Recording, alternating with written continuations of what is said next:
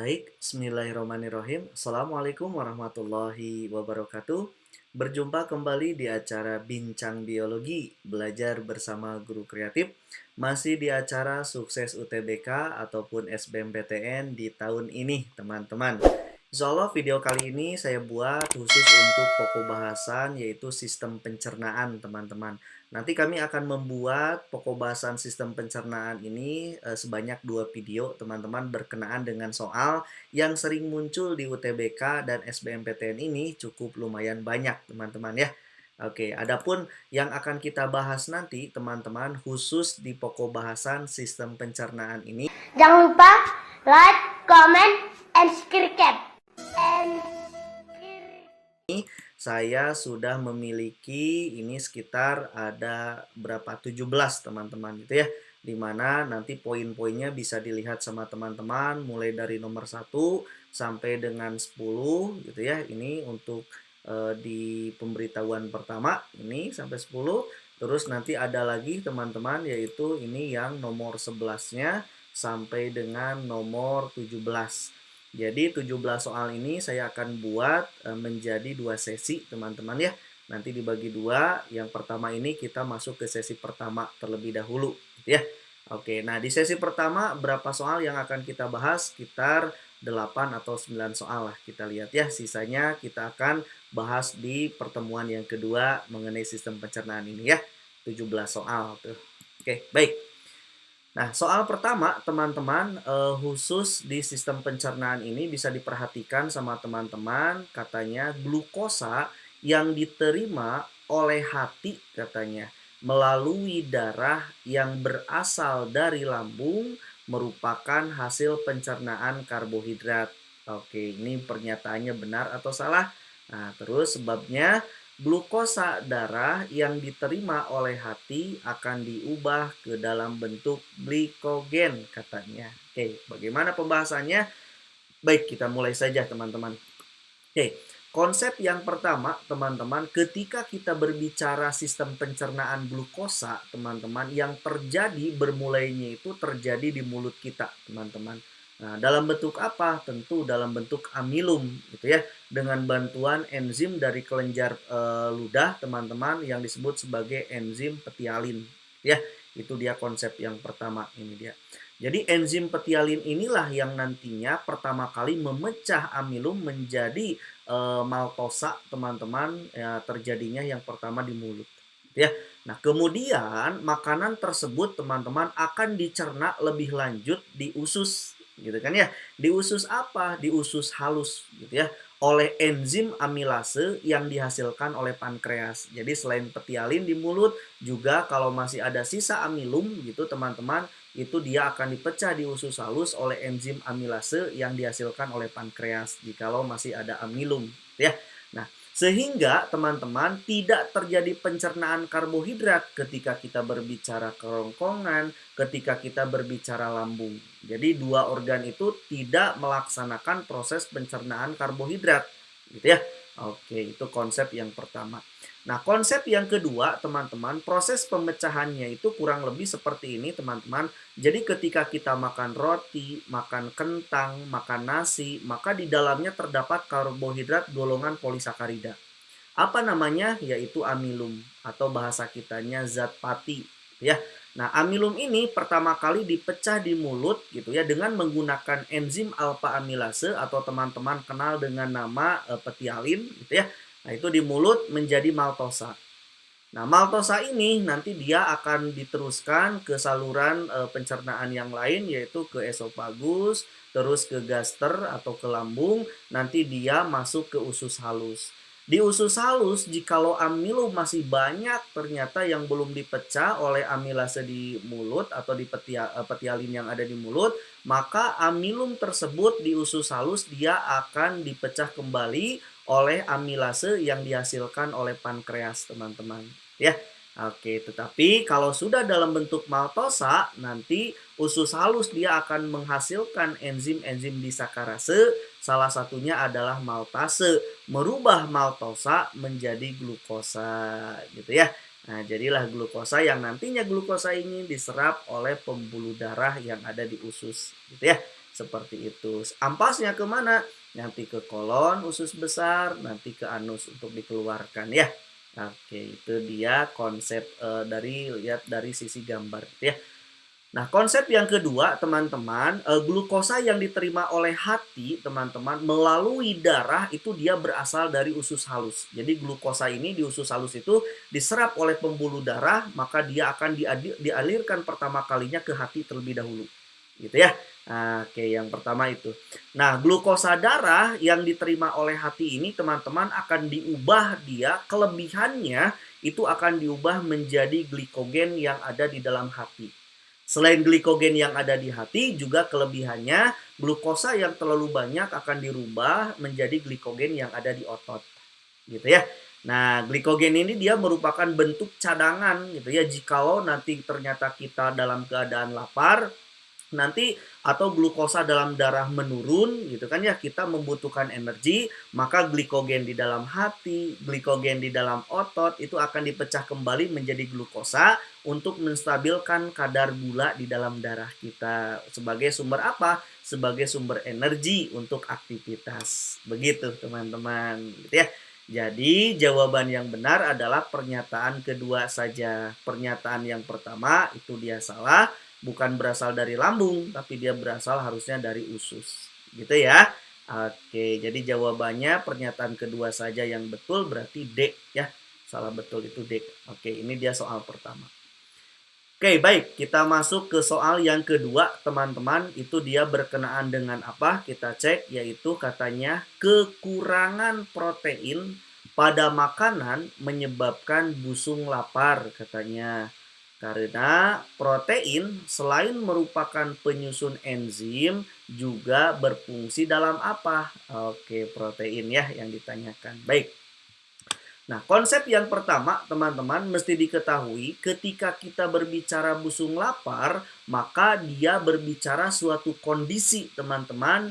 Gitu ya, kondisi yang bagaimana? Di mana kondisi tubuhnya itu dia kategori gizi buruk atau malnutrisi, kekurangan nutrisi, teman-teman. Gitu ya. Nah, ketika kekurangan gizi dalam jangka waktu yang lama mengakibatkan seseorang mengalami busung lapar. Gitu ya. Nah, malnutrisi ini dia terjadi ketika kapan? Ketika tubuh mengalami kekurangan nutrisi yang benar-benar penting khusus untuk tubuh kita. Contoh, kekurangan karbohidrat, protein, lemak, vitamin, dan juga mineral. Ini dia komponen-komponen atau nutrisi-nutrisi penting yang memang dibutuhkan oleh tubuh. Jika kekurangan, maka terjadi malnutrisi. Gitu ya. Nah, dan busung lapar, teman-teman, ini dia dikarenakan kondisi tubuh dia mengalami malnutrisi apa? Malnutrisi protein. Itu dia berbicaranya busung lapar, gitu ya.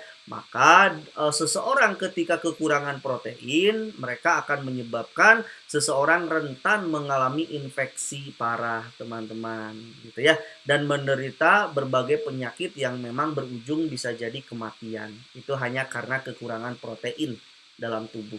Itu ya, itu yang pertama. Yang kedua, teman-teman, perlu diketahui bahwa selain protein ini dia memiliki peranan untuk menyusun enzim, gitu ya, menyusun enzim yang bahannya dari protein. Protein juga dia berperan sebagai sumber energi, seperti halnya glukosa dan juga lemak, gitu ya, atau asam lemak, gitu ya. Nah, selain itu dia membangun dan memperbaiki jaringan tubuh serta dia mampu memelihara keseimbangan tekanan osmosis darah. Itu dia peran dari yang namanya protein, teman-teman. Gitu ya. Nah, ini dia bisa diperhatikan. Jadi adalah gambar dalam keadaan seorang anak dalam keadaan normal. Dan yang kedua ini adalah yang kita sebut sebagai busung lapar atau kwashiorkor gitu ya, dia kekurangan protein. Cirinya adalah lihat dari perutnya teman-teman, badannya kerempeng tapi perutnya ini dia buncit gitu ya. Ini dia busung lapar, seperti ini gambarnya ya. Oke, jadi protein juga berfungsi untuk apa? Berfungsi untuk memelihara keseimbangan osmosis. Gitu ya, ini perannya sudah saya ungkap semuanya. Itu teman-teman ya, soal nomor 2 jawabannya adalah C. Baik, untuk soal nomor 3 teman-teman katanya jenis enzim yang dihasilkan hati dengan konsentrasi yang tinggi gitu ya, yang tinggi nih konsentrasinya benar-benar tinggi gitu. Nah, bekerja dengan cara memecah peroksida air yang menghasilkan air dan oksigen adalah enzim apa? Oke, yang memecah peroksida air ya, H2O2 atau asam peroksida, teman-teman. Siapa yang memecah dia jadi air dan oksigen? Oke, kita akan membahasnya. Nah, H2O2 atau asam peroksida, teman-teman, dalam tubuh itu dia terbentuk dari proses sisa metabolisme respirasi aerob, teman-teman, perlu diketahui itu ya. Yang merupakan produk sampingan. Jadi produk sampingan yang tidak diinginkan tentu oleh tubuh, tidak diinginkan. Dan dia bersifat berbahaya bagi tubuh. Asam peroksida namanya juga, gitu ya. Nah, contoh H2O2 ini dia dapat terbentuk dari mana? Misalkan ketika seseorang dalam tubuh kita, misalkan gitu ya. Nah, saat tubuh kita memecah asam amino, saat tubuh kita memecah asam lemak, itu ada produk sampingan. Salah satunya adalah H2O2 ini yang memang berbahaya bagi tubuh kita. Nah, hidrogen peroksida ini atau asam peroksida ini teman-teman terbentuk dari oksigen yang mengalami reduksi 2 elektron gitu ya dari pemecahan asam amino dan asam lemak tersebut. Nah, jadi berbahaya bagi tubuh gitu ya. Nah, lalu siapa yang menetralisirnya? Nah, di dalam tubuh kita yang menetralisirnya itu adalah ada suatu enzim yang disebut sebagai enzim katalase gitu ya, yang dihasilkan oleh suatu organel yang disebut sebagai peroksisom gitu ya. Jadi organelnya adalah peroksisom. Nah, enzimnya adalah enzim katalase yang dihasilkan oleh peroksisom. Nanti dialah yang berperan menetralisir racun H2O2 ini. Jadi apa? H2O2 ini akan dinetralisir oleh katalase menjadi sesuatu yang tidak berbahaya bagi tubuh, yaitu menjadi air dan juga oksigen. Jadi lebih aman gitu ya bagi tubuh kita, seperti itu. Nah, jadi jawabannya adalah yang berperan memecah itu adalah enzim katalase yang dihasilkan oleh organel peroksisom gitu ya. Oke, sip. Nah, organnya di mana? Kebanyakan organnya itu terdapat di dalam hati, teman-teman ya. Peroksisom itu terdapat di hatinya sangat banyak. Di organ hati gitu ya. Oke, baik. Itu soal nomor 3. Nah, untuk soal nomor 4 bisa diperhatikan sama teman-teman, katanya pemenuhan gizi balita perlu mendapatkan perhatian orang tua, katanya. Karena pada periode ini terdapat organ yang berkembang pesat, yaitu apa? Oh, itu balita. Ini kata kuncinya balita, teman-teman. Ya. Baik. Nah, berkenaan dengan pemenuhan gizi pada balita, teman-teman tentu perlu mendapatkan perhatian yang sangat gitu ya, yang sangat penting dari kedua orang tuanya. Kenapa? Karena pada periode ini, teman-teman, terdapat suatu organ yang sedang berkembang pesat. Apa? Yaitu otak, teman-teman. Gitu ya. Nah, sel-sel otak janin gitu ya sudah mulai terbentuk sejak 3 sampai 4 bulan, teman-teman. Di mana? Di dalam kandungan tentunya gitu ya. Dan setelah lahir di usia 0 sampai 24 bulan, teman-teman, jumlah sel-sel otaknya ini dia akan terus bertambah cepat gitu ya setiap harinya. Mencapai miliaran sel yang masih belum terhubung. Wah, makanya tuh dikarenakan perkembangan otak, jadi orang tua masih merhatikan terhadap anaknya, gitu ya. Nah, pemenuhan gizi tersebut dapat bermulai dari mana? Tentu dari ASI eksklusif dari seorang ibu, gitu kan ya. Atau MP pasti juga boleh kalau memang ada sesuatu dengan ASI dari ibu, gitu ya. Oke, itu dia konsep terpentingnya. Nah, jadi yang jawabannya mesti kenapa orang tua dia mesti memperhatikan gizi pada balita, sebab di sana ada organ yang sangat berkembang pesat, yaitu otak. Gitu ya. Nomor 4. Oke, baik. Untuk soal nomor 5, teman-teman bisa diperhatikan lagi bahwa katanya penyakit busung lapar, tadi sudah dibahas ya, disebabkan karena si penderita kekurangan apa? Tadi sudah dijawab ya, kekurangan apa. Ya udah, nggak apa-apa. Ini berarti diulang lagi soalnya ya, maksudnya dalam bentuk yang lain tentunya. Oke, jadi kalau teman-teman rajin latihan soal, jadi seperti ini, masih ingat gitu ya. Nah, pemenuhan gizi balita, teman-teman kan tadi sudah disebutkan bahwa sangat perlu sekali mendapatkan perhatian dari orang tuanya, gitu ya. Apalagi di masa pertumbuhan, gitu kan ya. Nah, salah satu akibat pemenuhan gizi buruk, teman-teman, adalah penyakit busung lapar ini. Kalau kekurangan gizi, maka salah satu kelainan yang didapatkan adalah busung lapar. Ya. Nah, penyakit busung lapar, teman-teman, dia itu kan merupakan kelainan malnutrisi atau kekurangan gizi, gitu ya. Nah, contohnya itu atau nama lainnya itu namanya adalah kwashiorkor, gitu ya, yang tadi sudah kita bahas. Nah, jika kwashiorkor ini adalah teman-teman dia malnutrisi karena kekurangan protein, gitu ya, walaupun asupan energinya cukup, tapi bayi atau balita ketika protein dalam tubuhnya benar-benar minim, meskipun karbohidrat masuk, lemak masuk, gitu ya, tapi kekurangan protein, udah sama. Dia akan mengalami malnutrisi yang kita sebut sebagai kwashiorkor gitu ya. Nah, seperti itu teman-teman. Jadi kwashiorkor atau busung lapar ini dia kekurangan suatu molekul yang penting bagi tubuh yaitu protein. Gitu ya. Oke, baik. Soal nomor 6, oke kita lihat teman-teman, jika kita merasa lapar katanya, maka itu berarti apa ya? Oke, kita akan bahas nih, kenapa kita lapar ya? Oke, nah ada suatu hormon teman-teman yang mampu mengidentifikasi ketika kita merasakan lapar gitu ya. Rasa lapar itu dari mana? Yaitu salah satunya yang disebut sebagai hormon ghrelin teman-teman. Atau orang menyebutnya adalah lenomorelin gitu ya. Dia itu merupakan hormon yang mengatur rasa lapar. Jadi hormon ini dia diproduksi oleh siapa? Yaitu oleh lambung. Jadi rasa lapar itu muncul dari organ yang kita kenal dengan nama lambung gitu ya.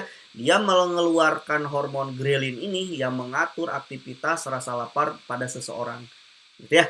Nah, saat lambung kosong, teman-teman, hormon ghrelin ini dia dikeluarkan dari lambung menuju apa? Menuju ke hipotalamus yang ada di otak.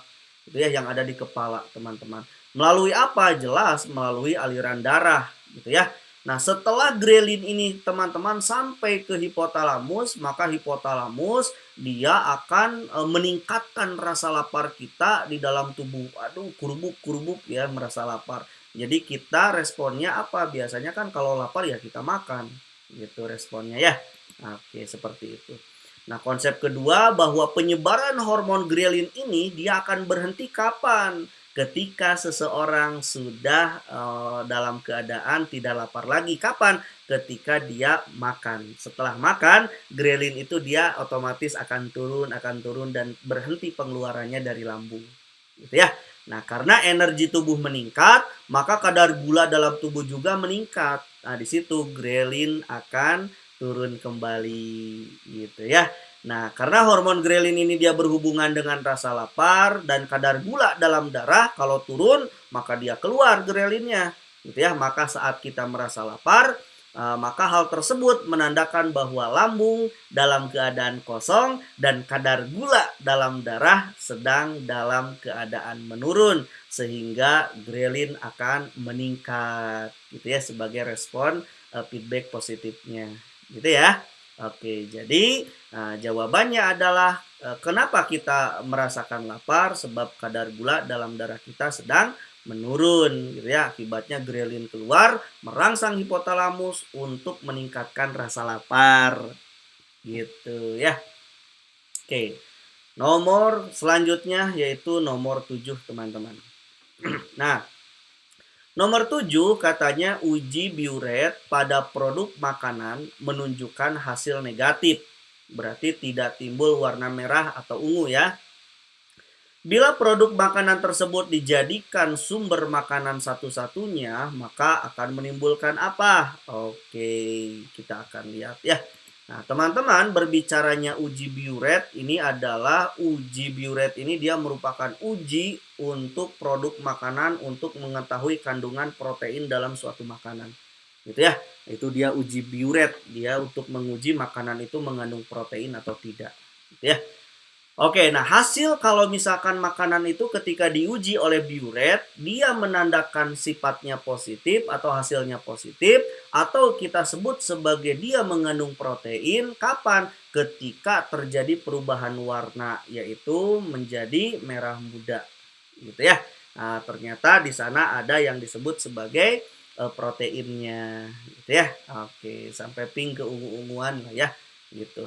Nah, jika produk makanan tidak menghasilkan warna merah muda atau ungu, teman-teman, gitu ya, sampai ke warna ungu, maka dapat disimpulkan produk makanan tersebut tidak mengandung protein, teman-teman. Nah, ketika tidak mengandung protein, lalu kita dijadikan sumber makanan, berarti kan orang tersebut akan kekurangan protein, jelas. Gitu ya, kalau dijadikan sumber untuk kesehariannya. Maka ketika seseorang kekurangan protein, maka apa yang terjadi? Orang tersebut akan mengalami suatu kelainan yang disebut sebagai kwashiorkor, gitu ya. Itu yang kita sebut sebagai kekurangan protein. Nah, ini adalah uji makanan dengan menggunakan beberapa regen. Contoh, untuk menguji makanan itu mengandung amilum atau karbohidrat.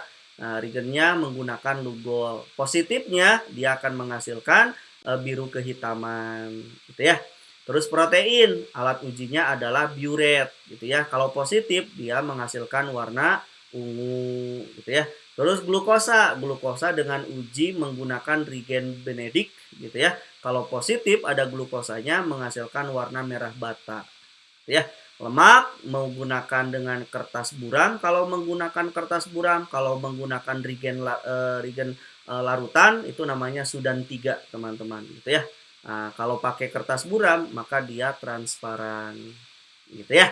Oke, jadi kalau misalkan suatu makanan yang tidak mengandung protein kita jadikan sebagai sumber makanan, maka lama kelamaan dia akan mengalami busung lapar, gitu ya, atau kelainan kwashiorkor di mana malnutrisi terjadi dalam tubuhnya, gitu ya.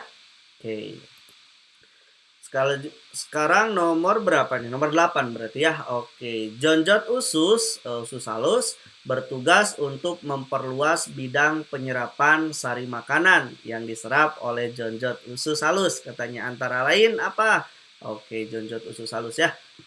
Baik teman-teman, berbicaranya sari makanan, jadi ketika polimer-polimer yang kita makan sudah menjadi monomer, salah satunya karbohidrat sudah jadi glukosa, protein sudah jadi asam amino, gitu kan ya, lemak sudah jadi asam lemak dan gliserol, maka itu yang nutrisi yang siap kita serap, gitu ya. Nah, siapa yang menyerap nutrisi tersebut? Yaitu usus halus, gitu ya. Nah, struktur usus halus memiliki banyak jonjot usus, gitu ya. Untuk apa ini? Untuk memperluas bidang penyerapan sehingga sari makanan dapat terserap secara sempurna di usus halus, gitu ya. Jadi kenapa mesti ada jonjot usus? Itu dia seperti itu. Oke, nah sari-sari makanan yang setelah menjadi monomer, teman-teman, misalkan monomernya itu kan jadi glukosa, asam amino, asam lemak, dan gliserol. Nah, glukosa berasal dari pemecahan apa? Karbohidrat. Asam amino dari pemecahan apa? Protein. Asam lemak dan gliserol tentu dari lemak. Itu monomernya kan ya, asam lemak dan gliserol itu. Oke, nah ini dia jonjot usus itu teman-teman. Ini dia jonjot usus. Jadi kalau misalkan ini penampang usus, ususnya sendiri ada jonjotnya. Nanti di dalam jonjot ada jonjot lagi, gitu ya. Nah seperti ini. Yang di dalamnya kalau kita perbesar jonjotnya ternyata ada jonjot kecil lagi, gitu ya. Ada mikrofili di sini. Yang perannya itu dia berperan di dalam proses absorpsi nutrisi-nutrisi yang ada di dalam tubuh kita, yang ada di usus nanti diedarkan ke seluruh tubuh lewat pembuluh darah tentu ya. Nah, seperti itu. Lalu yang diserap oleh jonjot usus itu apa? Ini dia teman-teman, monomer gitu ya, mesti glukosa, mesti asam amino. Jadi protein dengan zat pati ini dia masih polimer, belum bisa diserap oleh jonjot usus gitu ya. Harus dipecah dulu oleh enzim. Gitu ya, 24 ini yang benarnya. Berarti apa? 1 2 3, 1 3 2 4. Oh, berarti C ya. Oke, seperti itu teman-teman ya, nomor 8. Kita nomor 9 di video ini kita sampai nomor 9 dulu ya. Nanti 17 soal ini sisanya kita masuk ke video yang kedua ya, biar tidak terlalu panjang. Oke, nomor 9, peristiwa berikut ini yang termasuk mekanisme pencernaan makanan yang terjadi di dalam lambung manusia katanya. Apa? Baik, kita akan bahas ya. Nah, berbicaranya peristiwa yang merupakan mekanisme pencernaan makanan, teman-teman, tentu yang terjadi di lambung manusia itu ada beberapa hal, ada beberapa peristiwa. Yang pertama, nanti sebagian organ tempat penyimpanan makanan dalam jumlah besar tuh di situ, gitu ya. Yang kedua, si lambung ini dia perannya itu sebagai tempat pencernaan makanan gitu ya.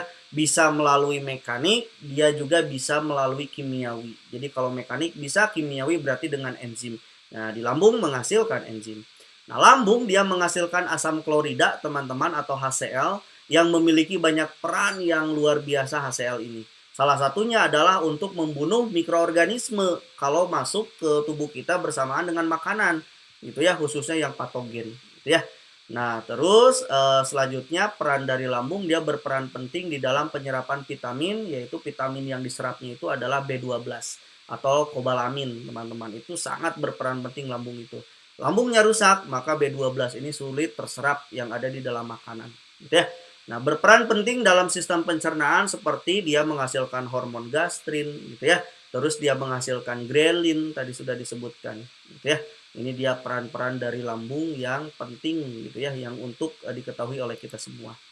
Oke, nah yang kedua konsepnya teman-teman bahwa lambung ini dia melakukan suatu pencernaan, tadi disebutkan bisa mekanik, dia juga bisa kimiawi. Kalau mekanik dengan bantuan otot-otot di dinding lambung gitu ya yang bergerak secara peristaltik untuk mengaduk dan mencampur makanan dengan getah-getah lambung gitu ya, itu dia secara mekanik.